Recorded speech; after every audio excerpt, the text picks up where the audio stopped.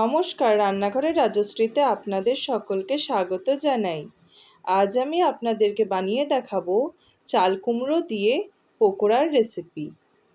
তাহলে এবার শুরু করছি। এখানে একটা চাল কুমড়ো ধুয়ে নিয়েছি। এবার এটাকে খোসা ছাড়িয়ে নেওয়ার পর টুকরো করে নিলাম।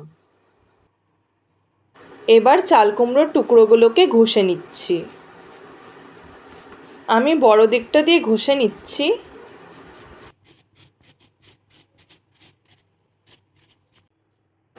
সবগুলো করে নিলাম। এবার এর মধ্যে পরিমাণ মতো নুন দিলাম।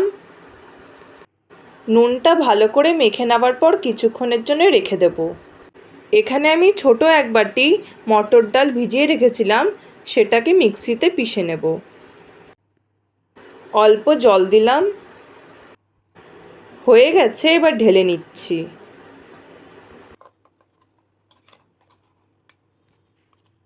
এবার ছোট এক বাটি আতপ চাল ভিজিয়ে রেখেছিলাম, মিক্সিতে পিষে নেব। এবারও খুব অল্প জল দিলাম। হয়ে গেছে, ঢেলে নিচ্ছি। ভালো করে ফেটিয়ে নিচ্ছি।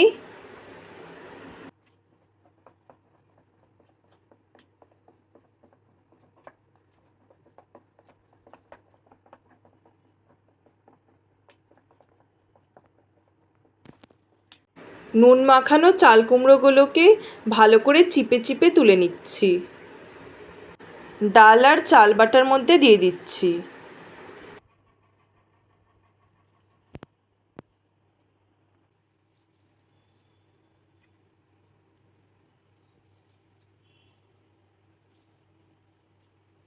হাফ চামচ করে হলুদ আর লাল লঙ্কার গুঁড়ো দিয়ে দিলাম। অল্প কুচনো লঙ্কা দিলাম। তার সাথে অল্প কালো জিরে দিলাম। ভালো করে মিশিয়ে নিচ্ছি।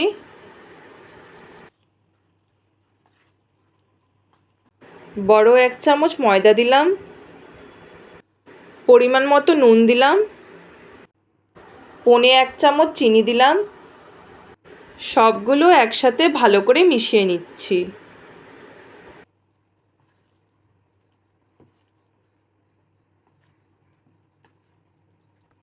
ছোট 2 চামচের মতো পোস্ত দিলাম। পোস্ত দিলে পকোড়াটার একটা অন্য স্বাদ পাওয়া যায়। এবার আমি ভেজে নেব। কড়াই গরম করে পরিমাণ মতো তেল দিয়ে দিলাম। এখানে আমি সাদা তেল ব্যবহার করছি। তেল গরম হয়ে গেছে। এবার আমি চামচ দিয়ে পকোড়াগুলোকে দিয়ে দিচ্ছি।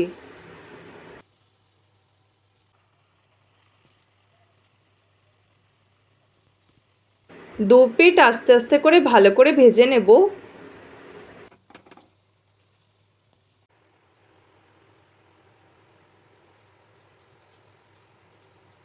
ভাজা হয়ে গেছে, এবার তুলে নিচ্ছি। আবার দিয়ে দিলাম। চাল কুমড়োর পকোড়া সবগুলো ভাজা হয়ে গেছে। যদি আপনাদের আমার এই চাল কুমড়োর পকোড়ার রেসিপি ভালো লেগে থাকে তাহলে প্লিজ লাইক আর সাবস্ক্রাইব করে দিয়েন।